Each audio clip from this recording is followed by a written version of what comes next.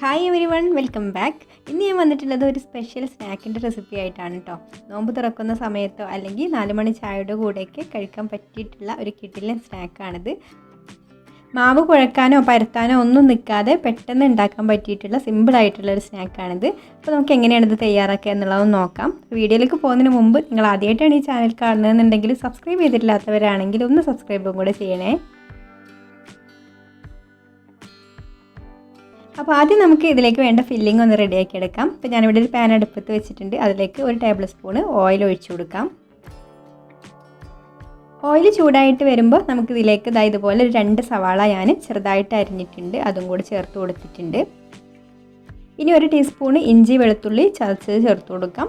പിന്നെ ഒരു 2 പച്ചമുളക് ഇതുപോലെ ചെറുതായിട്ട് അരിഞ്ഞിട്ടുണ്ട്, അതും കൂടി ചേർത്ത് കൊടുക്കാം. അപ്പോൾ ഈ ഒരു പച്ചമുളക് കുറച്ച് പഴുത്തിട്ടുള്ള മുളകാണ് കേട്ടോ. അപ്പോൾ പച്ചമുളക് പഴുത്തതാണ്, അതായാലും കുഴപ്പമില്ല.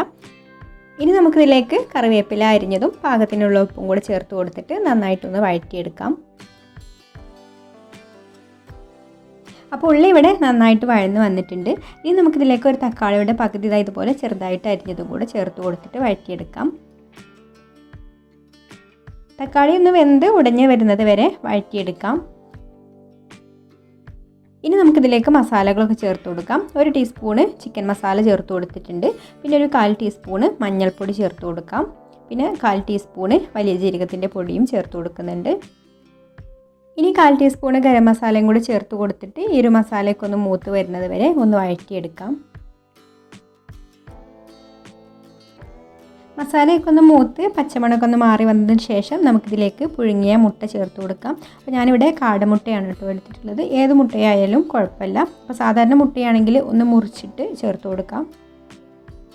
പിന്നെ കുറച്ച് മല്ലിയില അരിഞ്ഞതും കൂടെ ചേർത്ത് കൊടുത്തിട്ട് നന്നായിട്ടൊന്ന് ഇളക്കി ഫ്ലെയിം ഓഫാക്കാം.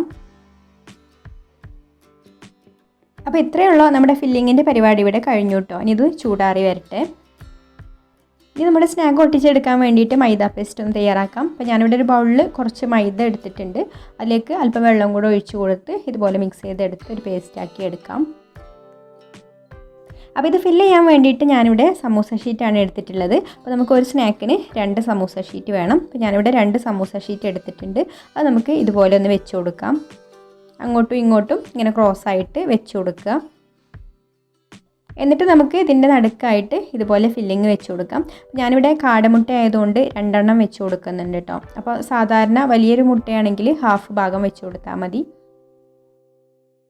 കാടമുട്ടയും മസാലയും വെച്ച് കൊടുത്ത ശേഷം നമുക്കിതുപോലെ ഒന്ന് മടക്കിയെടുക്കണം. അപ്പോൾ ഈ ഒരു ഭാഗം ഇങ്ങോട്ട് മടക്കുക. എന്നിട്ട് ഇതിൻ്റെ മുകളിൽ മൈദയുടെ പേസ്റ്റ് ആക്കി കൊടുക്കാം.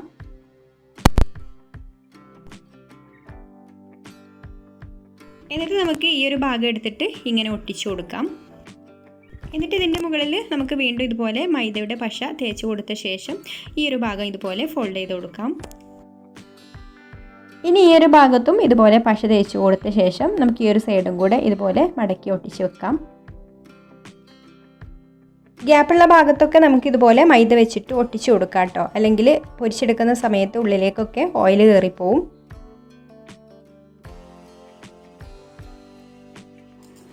ഇനി നമുക്ക് ഒരു മുട്ട ബീറ്റ് ചെയ്തെടുക്കാം.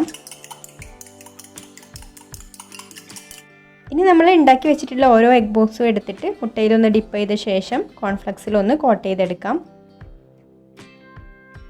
കോൺഫ്ലെക്സ് കൈ വെച്ചിട്ടൊന്ന് ചെറുതായിട്ട് പൊടിച്ചെടുത്തിട്ടുണ്ട് കേട്ടോ. ഇനി കോൺഫ്ലെക്സിന് പകരം ബ്രെഡ് ക്രംസ് ആയാലും മതി. എന്നിട്ട് നമുക്കിത് ചൂടായിട്ടുള്ള എണ്ണയിലേക്ക് ഇട്ട് കൊടുത്തിട്ട് പൊരിച്ചെടുക്കാം. ഒരു മീഡിയം ഫ്ലെയിമിൽ ഇട്ടിട്ട് പൊരിച്ചെടുക്കാം, അല്ലെങ്കിൽ പെട്ടെന്ന് തന്നെ കോൺഫ്ലെക്സ് ഒക്കെ കരിഞ്ഞു പോവും. എന്നിട്ട് ഒരു സൈഡ് ആയി വരുമ്പോൾ ഒന്ന് മറിച്ചിട്ട് കൊടുക്കാം.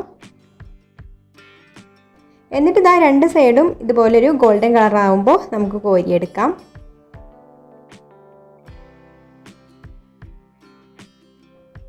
അപ്പോൾ ഇത്രയേ ഉള്ളൂ, നമ്മുടെ സ്നാക്ക് ഇവിടെ റെഡി ആയിട്ടുണ്ട്. അപ്പോൾ എല്ലാവർക്കും ഈ ഒരു റെസിപ്പി ഇഷ്ടമായിട്ടുണ്ടാവും എന്ന് വിചാരിക്കുന്നു. ഇഷ്ടമായിട്ടുണ്ടെങ്കിൽ ഒന്ന് ലൈക്ക് ചെയ്യുക, ഇഷ്ടപ്പെട്ടിട്ടില്ലെങ്കിൽ ഡിസ്ലൈക്കും ചെയ്യാം. അതുപോലെ നിങ്ങളുടെ അഭിപ്രായങ്ങളൊക്കെ താഴെ കമൻറ്റ് ചെയ്യാം. പിന്നെ ഈ ചാനൽ സബ്സ്ക്രൈബ് ചെയ്യാതെ കാണുന്നവരാണെങ്കിൽ ഒന്ന് സബ്സ്ക്രൈബും കൂടെ ചെയ്യണേ. അപ്പോൾ ഇനി മറ്റൊരു നല്ല റെസിപ്പിയുമായിട്ട് അടുത്ത വീഡിയോയിൽ കാണാം. താങ്ക്